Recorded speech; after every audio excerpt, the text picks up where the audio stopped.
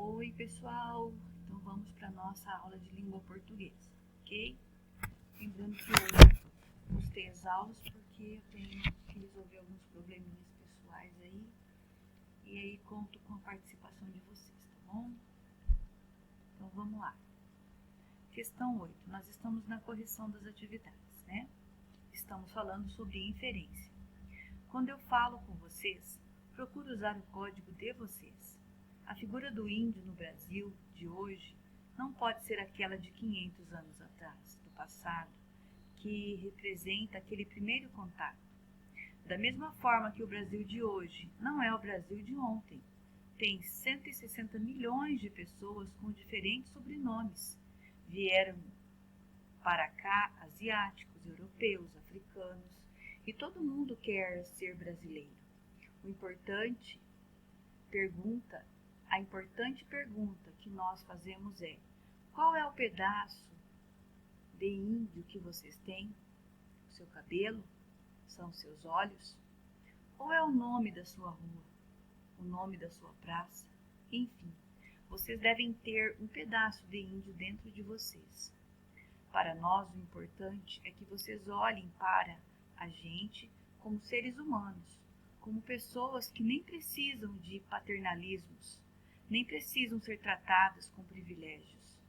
Nós não queremos tomar o Brasil de vocês, nós queremos compartilhar esse Brasil com vocês. Tereza M. Debate Morim e Saberes Globais e Saberes Locais, Rio de Janeiro, Garamonte, 2000, texto adaptado. Então, nós temos aqui os procedimentos argumentativos utilizados no texto permitem inferir que o ouvinte leitor, no qual o emissor foca o seu discurso, pertence a um grupo de brasileiros considerado como não índios. Todo o trecho é construído pela oposição entre nós, que inclui o enunciador, e vocês, os interlocutores do texto. Infere-se que nós corresponde aos indígenas e vocês aos não indígenas. 9. A pessoa é presa por pirataria. E aí, a cadeia mostra filmes piratas? Denunciou o americano Richard Humphrey, condenado a 29 meses de prisão por distribuir conteúdo pirateado na internet. O presídio onde ele está, em Ohio, foi pego exibindo uma cópia ilegal do filme O Lobo de Wall Street. A fala do condenado. Bom, a fala do condenado revela o seu inconformismo com a contradição entre o que prega como certo e o que se pratica, no caso, a pirataria. Quem é que nunca assistiu um filme pirata, né? Inferência em textos verbovisuais. Então, o processo de inferenciação em textos verbovisuais ou textos multimodais, como charges e cartoons, exige que o leitor leve em conta alguns aspectos. Os textos escritos são curtos, em geral, aparecem no título ou na fala de algum personagem. Por isso, é importante considerar que as palavras foram escolhidas de forma a condensar ideias, as quais devem ser inferidas pelo leitor. Os elementos visuais significam, ou seja, cor, traço, paisagem e pessoas retratadas assumem significados que precisam ser compreendidos pelo leitor. Então, pessoal, dentro de charge, dentro de cartoons, dentro de tirinhas, nós precisamos analisar o texto escrito e o texto visual, tá? O texto verbal e o texto não verbal, tá? Por quê? Um completa o outro, tá? E eles estão interligados. E nós precisamos identificar todos esses elementos. Precisamos levar em consideração a cor, o traço, as paisagens, as pessoas, as linhas cinéticas, o tipo de balão que é colocado, tá? para poder fazer uma boa interpretação. Para seu caráter crítico, a leitura de charge é muito solicitada no Enem e em provas de vestibular. Observe uma questão e veja os elementos que precisam ser inferidos para sua resolução.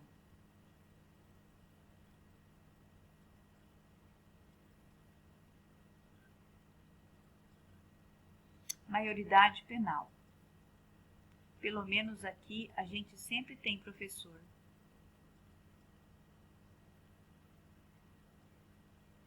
Inferência 1. Onde eles estão? Cadeia. São menores? Sim. Tem professores? Tem. Quem são esses professores?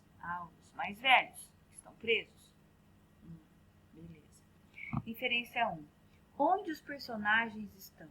Pela leitura do título, da fala e do espaço, ambiente simples com banco e rabiscos nas paredes, onde estão apenas pessoas do sexo masculino, infere-se que os personagens estão numa cela de prisão masculina.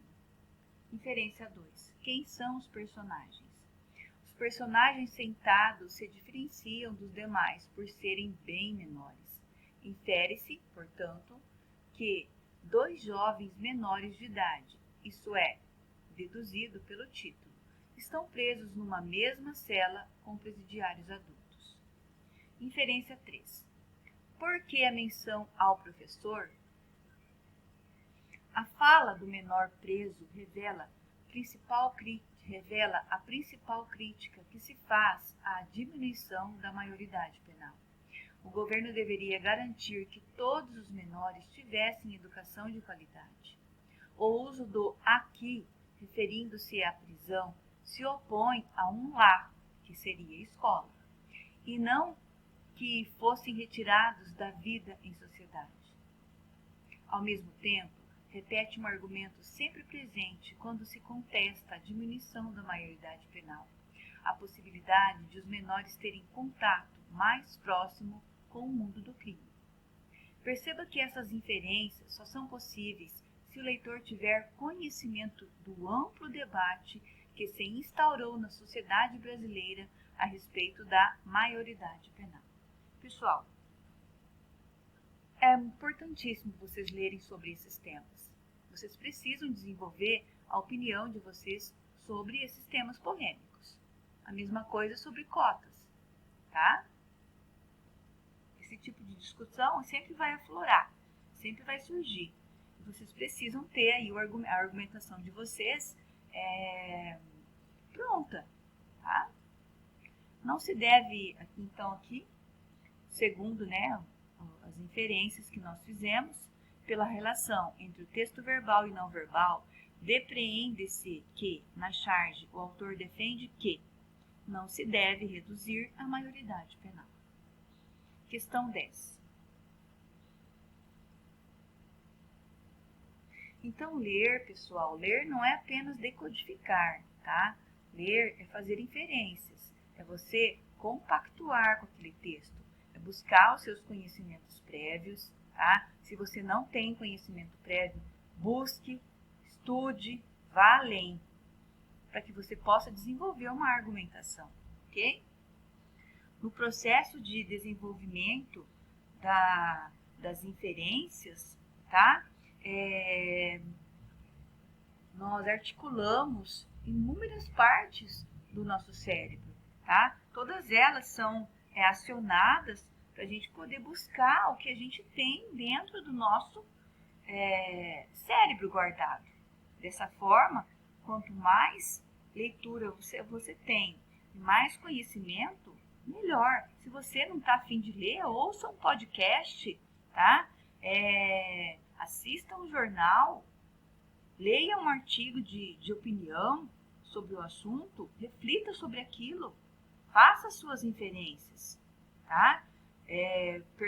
Busque de onde o texto é publicado, qual é a ideologia de quem publicou aquele texto, para que vocês possam ir além da decodificação, tá bom? 10. Se a informação não chega, a opinião não sai. dia do músico, do professor, da secretária, do veterinário. Muitas são as datas comemoradas ao longo do ano e elas, ao darem visibilidade a segmentos específicos da sociedade, oportunizam uma reflexão sobre a responsabilidade social desses segmentos. Nesse contexto, está inserida a propaganda da Associação Brasileira da Imprensa, ABI, em que se combinam elementos verbais e não verbais para se abordar a estreita relação entre imprensa, cidadania, informação e opinião. Sobre essa relação, depreende-se do texto da ABI que, para o cidadão formar sua opinião, ele deve ter acesso à informação. Ninguém vai formar uma opinião buscando opiniõezinhas, tá? Fragmentos. Você precisa se aprofundar em uma leitura, né? Pesquisar sobre aquilo para poder desenvolver sua opinião, tá? Então, pessoal, compreender um texto é realizar inferências, tá? O tempo todo.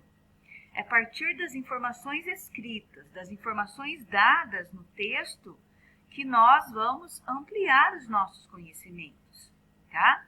Os conhecimentos prévios, eles também exercem grande papel dentro das inferências e da interpretação de um texto, ok? Compreender um texto não equivale a decodificar mensagens. A compreensão não é uma espécie de decodificação, como se nossa atividade de compreensão fosse uma simples depreensão de sentidos. Então, a compreensão do texto, ela vai além. Quantas vezes nos deparamos com pessoas que falam, nossa, eu li aquele livro todo e não entendi. Peraí, o que é ler para você? Tá? A leitura não fica só no que está escrito. A leitura, ela vai além. E como que eu faço, professora? Pessoal, nós devemos sair da zona de conforto. Ler livros fáceis de ler é muito fácil. Nós devemos, sim, sair da nossa zona de conforto, pegar um livro com uma leitura mais difícil para você poder ir subindo, tá? Agora, se você ficar sempre ali, naquela leitura, tá? Sempre estabilizado, não vai ter ampliação no teu conhecimento, no teu cérebro, nas tuas inferências. Por isso a importância da leitura. Bem feita, né? Questão número 11. Observe as charges. Então, nós temos aqui ordem e progresso. Nós temos a bandeira do Brasil. Nós temos aqui uma imagem que simula chaminés de fábricas. Nós temos aqui toras, madeira, tá? E aqui tudo desmatado, verde também, tudo desmatado. Verde, matas. Amarelo, ouro. Nosso ouro, ó, está sendo levado embora. Olha aqui, até a diferenciação, a linha entre o verde e o amarelo está sendo levado embora, tá?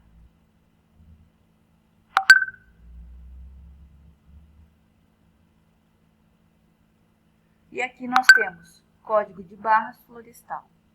Nós já estamos com 14 minutos, tá? Vocês sabem que esse programa só grava 15. As charges, respectivamente, dos cartunistas Enfim e Dálcio estão separadas por quase 30 anos de história, mas unidas na crítica. Então, aqui nós temos, né, duas charges.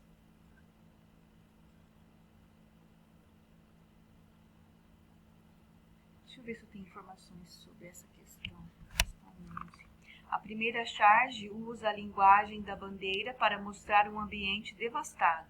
A segunda charge traz troncos de madeira, como texto verbal relacionando o código florestal a um código de barras. Em ambos os textos, critica-se o desmatamento extensivo e indiscriminado das florestas brasileiras. Tal inferência está exposta